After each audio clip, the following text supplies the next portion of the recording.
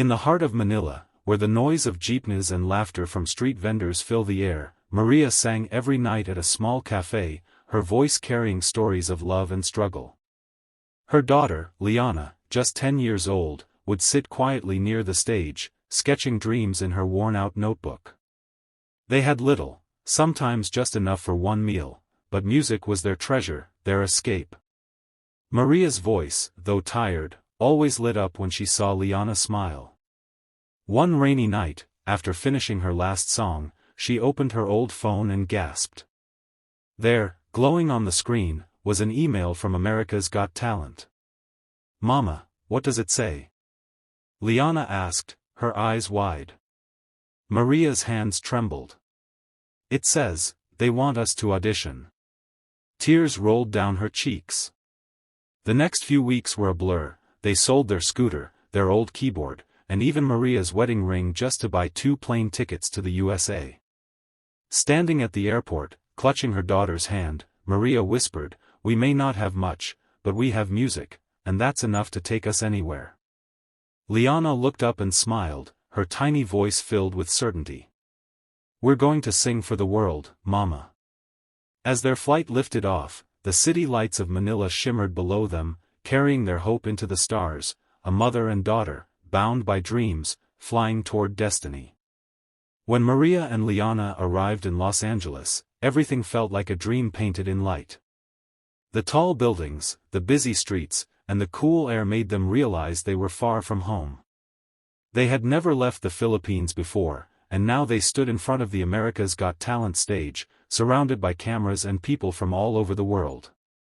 Backstage, Liana held her mother's hand tightly, her small fingers trembling.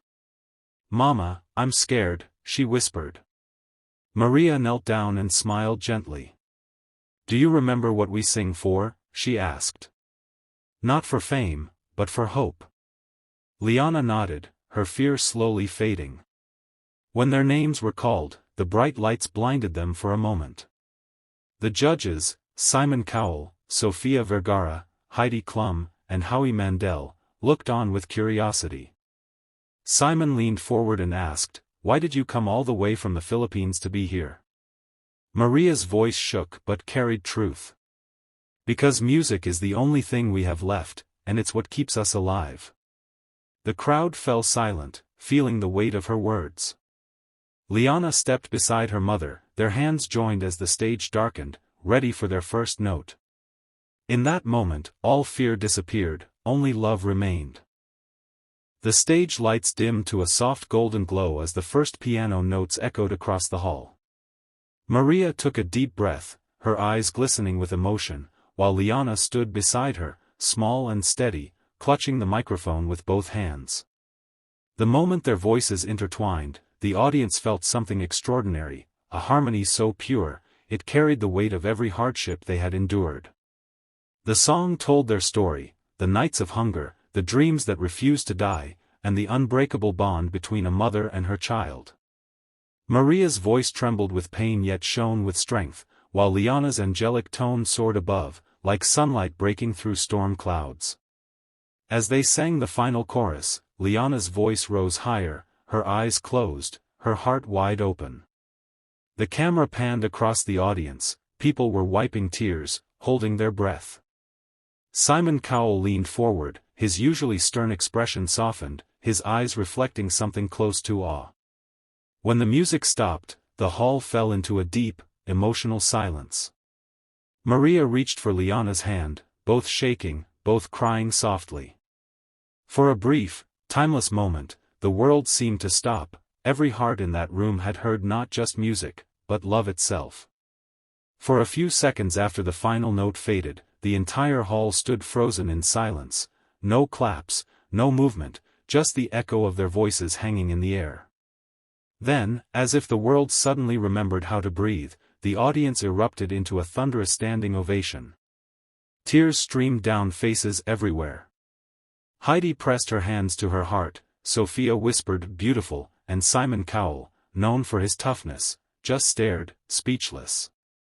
He finally stood, his voice low but full of emotion. That was love in its purest form.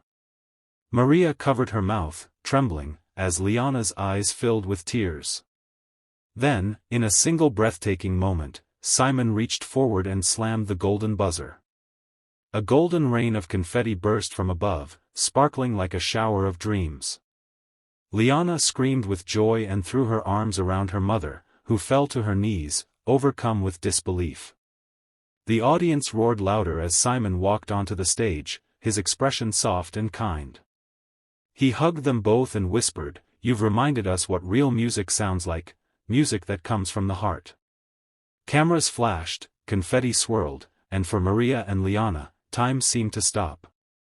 From a small cafe in Manila to the grandest stage in the world, their love had found its voice, and now, the whole world was listening. Overnight, their performance became a global sensation. Clips of Maria and Liana's song flooded every social media platform. Millions of people across the USA and around the world watched, cried, and shared their story. News anchors called them the voice of hope from the Philippines. Offers poured in, record labels, TV interviews, sponsorships, but Maria stayed humble. "Fame fades," she told one interviewer softly, "but kindness echoes forever." Instead of chasing luxury, she and Liana began visiting children's hospitals across Los Angeles, singing for young patients who couldn't leave their beds. Their song, once born from pain, now healed others. In every hospital room, when Maria started to sing and Liana's voice followed, even the doctors would pause, letting the music wash through the corridors like sunlight. Simon Cowell himself joined one of their visits, quietly watching from a corner, tears in his eyes. "You're changing lives," he told them afterward. Liana smiled shyly and said, "We just want people to feel what Mama makes me feel when she sings, safe." Maria hugged her daughter, realizing their dream had already come true. They didn't just find fame, they found purpose. Their music, once their escape, had become their gift to the world. Months later, Maria and Liana returned home to Manila, greeted by cheers and tears from neighbors who had watched their journey from afar.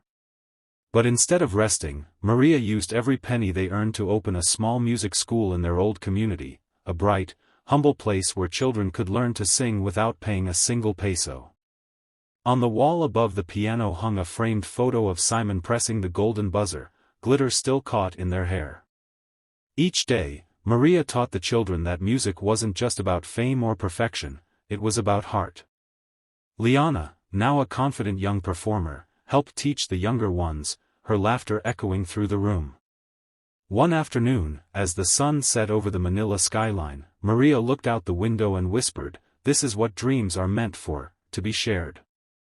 In the background, Liana began to sing the same song that had changed their lives on AGT, her voice blending with the children's. The melody floated through the open windows, carrying a message of love and hope to the world beyond. Their story had come full circle, a reminder that when music is born from love, it never ends. It only finds new hearts to live in.